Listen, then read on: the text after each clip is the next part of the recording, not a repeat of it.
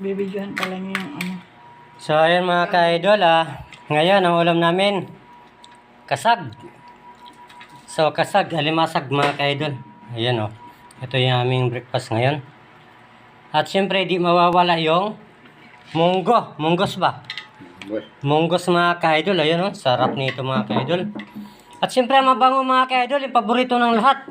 Ito ay ang napakamahal. Ayan o. Ang ating danggit. Ayan. 2 kilos.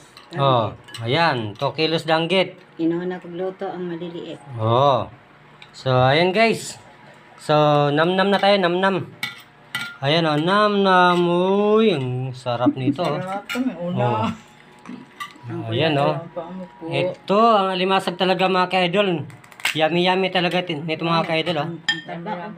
So, ayan, Kain na tayo nito. kain na tayo.